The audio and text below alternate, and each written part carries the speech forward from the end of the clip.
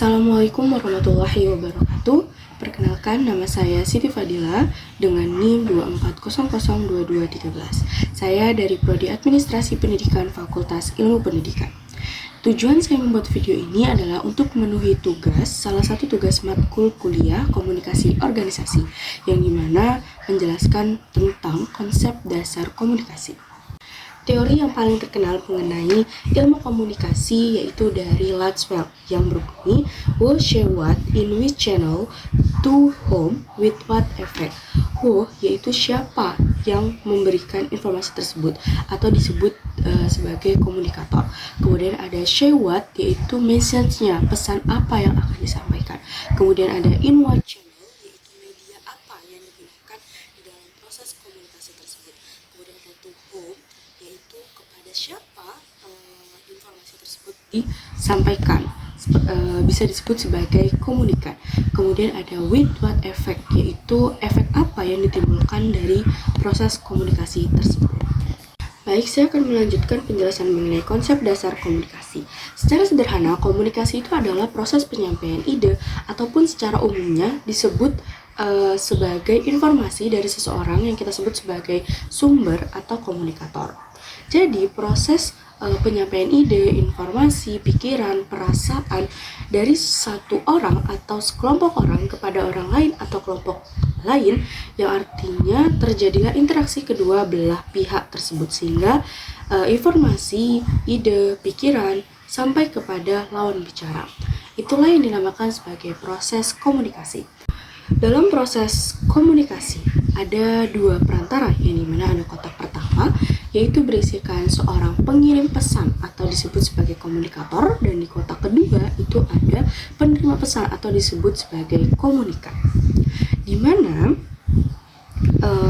dalam proses penyampaian informasi ini baik si komunikator maupun komunikan itu akan terjadi penyandaian atas pesan yang akan dikirim, dan penerima pesan itu akan menanggapi pesan tersebut atau pesan yang diterima.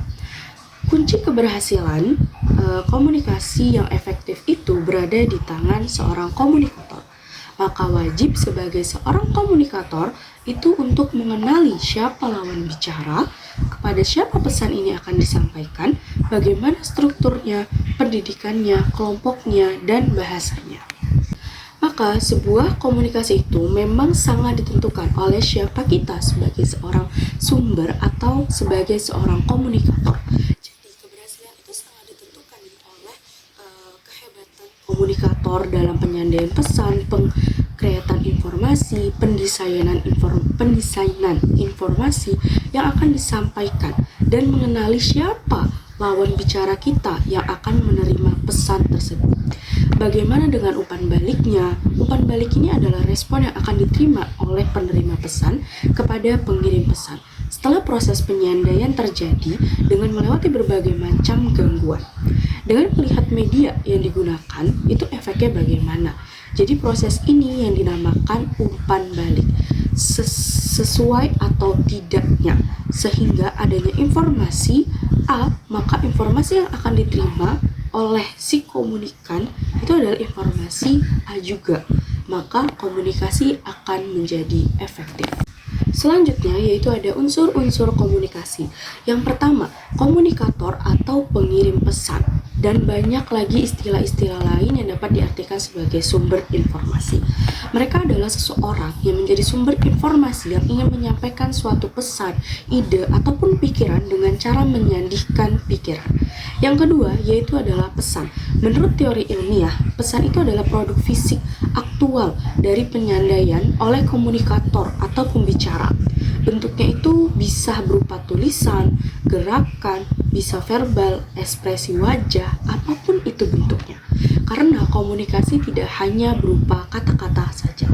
Yang ketiga itu adalah saluran atau media. Saluran atau media yang dipakai untuk menyampaikan pesan tersebut. Ada saluran formal yang disediakan oleh organisasi. Saluran informal itu diciptakan secara spontan, muncul sebagai tanggapan terhadap pilihan-pilihan individual. Jadi, kalau untuk medianya seperti alam semesta atau udara itu terdapat dua saluran, yaitu formal dan informal. Yang keempat itu adalah komunikan atau penerima pesan, yaitu objek yang menjadi sasaran tempat pesan tersebut akan disampaikan. Yang kelima yaitu ada gagasan atau noise, yaitu berbagai bentuk hambatan dari komunikasi yang mengacaukan kejelasan pesan, sehingga gangguan itu menjadi sumber terjadinya miskomunikasi. Selanjutnya yang terakhir yaitu adalah umpan balik, di mana umpan balik itu adalah sarana pengecekan apakah pesan itu telah diterima oleh komunikan seperti yang diharapkan oleh komunikator. Selanjutnya yaitu tujuan dari komunikasi. Tidak mungkin kan dalam proses komunikasi itu tidak terdapat suatu tujuan.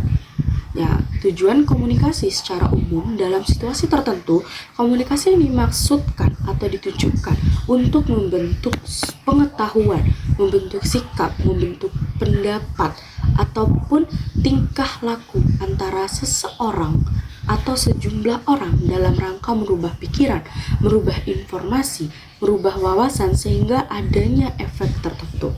Efek tertentu tersebut akhirnya adalah terjadi perubahan gaya berpikir, terjadinya perubahan proses menerima sesuatu, dan terjadinya proses perubahan menjadi lebih baik dalam memutuskan sesuatu.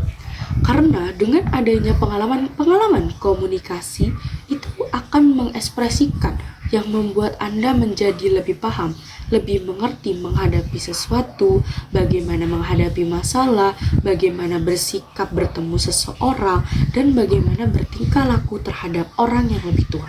Jadi itulah proses komunikasi.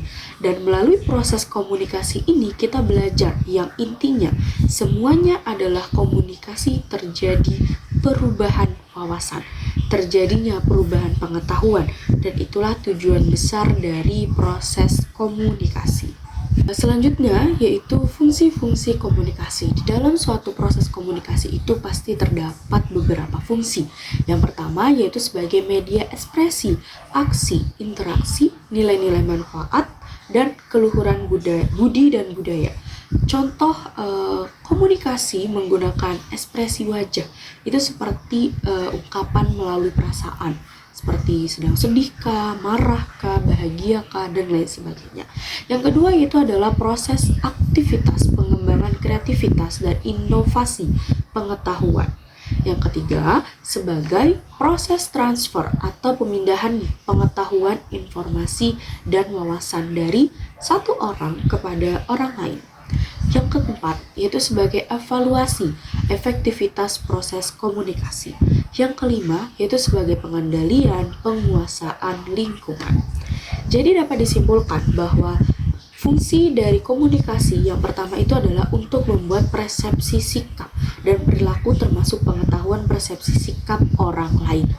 Jadi, tujuan utama dari komunikasi itu adalah untuk mengubah dan mempengaruhi persepsi termasuk sikap dan perilaku seseorang ataupun lawan bicara kita.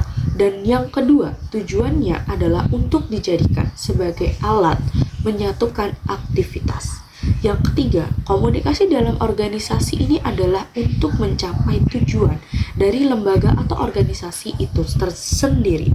Yang terakhir, yaitu untuk menciptakan kepuasan dan penyaluran rasa ingin tahu. Baiklah, itu tadi yang dapat saya sampaikan mengenai konsep dasar komunikasi. Lebih dan kurangnya saya mohon maaf.